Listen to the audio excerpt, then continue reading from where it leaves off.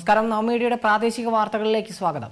ടിയാസ് flair bridal beauty studio, TR building, Tikki Bazaar, Payyanur.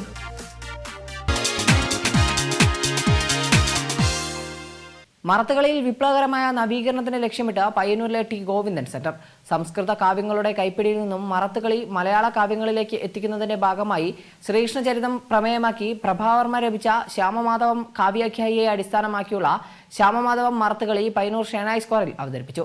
സംസ്കൃത കാവ്യങ്ങളായിരുന്നു നൂറ്റാണ്ടുകളായി മറത്തുകളിയിലെ പ്രതിപാദ്യ വിഷയം. തെക്കേമംഗലം ടി ഗോവിന്ദൻ സെന്ററാണ് പുതിയ മാറ്റത്തിന് നേതൃത്വം നൽകിയത്. പയ്യന്നൂർ ഷേനായി സ്ക്വയറിൽ ഉച്ചയ്ക്ക് 2:30 ആരംഭിച്ച പരിപാടി CPIM കേന്ദ്ര കമ്മിറ്റി അംഗം പി കരുണാകരൻ പരിപാടി ഉദ്ഘാടനം ചെയ്തു. സംസ്കൃത പദ്യങ്ങളും സംസ്കൃതവുമായി ബന്ധപ്പെട്ട കാര്യങ്ങളും തന്നെയായിരുന്നു ഒരു ഘട്ടത്തിൽ പൂരക്കളിയിൽ പ്രധാനമായിട്ട് വന്നിട്ടുള്ളത്. ഈ രംഗത്തുള്ള പണിക്കന്മാർ ആ രംഗത്ത് പ്രശസ്തി നേടിയവരാണ്, കഴിവുള്ളവരാണ്, നല്ല പഠനം നടത്തുന്നവരാണ്.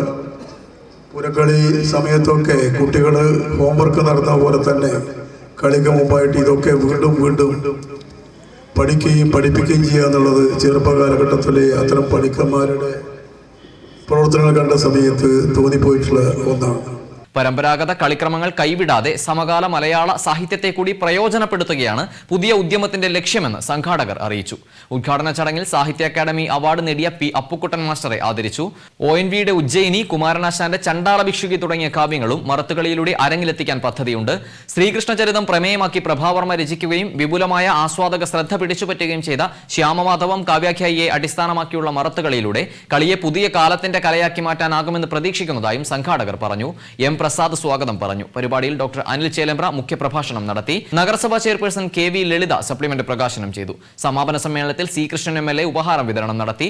കൊയോങ്കര രാജീവൻ പണിക്കരും കൊടക്കാട് മോഹനൻ പണിക്കരുമാണ് മറത്തുകളിയിൽ പങ്കെടുത്തത്. പതിവിൽ നിന്ന് വ്യത്യസ്തമായി 3 പേർ അധ്യക്ഷ പദവിയിലുണ്ടായിരുന്നു.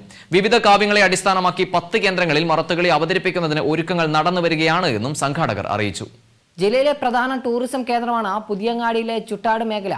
ടൂറിസം വികസനത്തിന്റെ ഭാഗമായി ചുട്ടാട് പാർക്കുമായി ബന്ധിപ്പിക്കുന്ന പാലം നിർമ്മാണം പാതി വഴിയിൽ നിലച്ചിരിക്കുകയാണ്. 2 കോടി രൂപയ്ക്കാണ് പദ്ധതി സർക്കാർ അനുവദിച്ചത്. ടൂറിസം പ്രൊമോഷൻ കൗൺസിലിന്റെ നേതൃത്വത്തിലാണ് പ്രവർത്തനങ്ങൾ നിയന്ത്രിക്കുന്നത്. ടൂറിസം വികസനവുമായി ബന്ധപ്പെട്ട ഇവിടെ 2 കോടിയോളം രൂപ ചെലവഴിച്ച് പുതിയ പാലം നിർമ്മാണം ആരംഭിച്ചിരുന്നു. പാലത്തിന്റെ പൈലിംഗ് പ്രവൃത്തി പൂർത്തിയായി. എന്നാൽ CRZ നിയമം പാലിക്കാതെയാണ് പ്രവൃത്തി നടക്കുന്നതെന്ന ആരോപണത്തെ തുടർന്ന് പാലം പ്രവൃത്തി അധികൃതർ തടഞ്ഞിരുന്നു. ഇതോടെ പ്രവൃത്തി നിലച്ച അവസ്ഥയാണ് നിലവിൽ പാലത്തിന്റേത്. അധികൃതരുടെ അനാസ്ഥയാണ് പാലം പ്രവൃത്തി നിലയ്ക്കാൻ കാരണമെന്ന് നാട്ടുകാർ പറഞ്ഞു.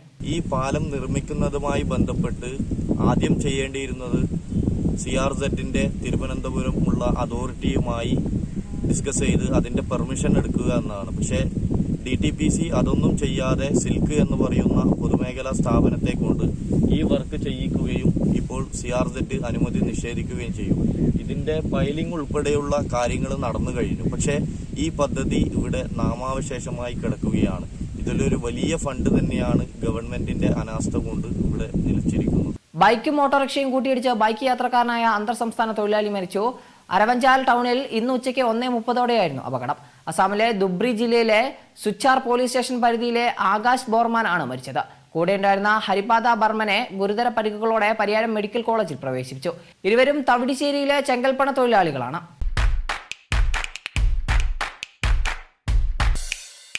ഗുരു interlocking, new bus stand road, Payyanur. Phone 049852070008 9447057604.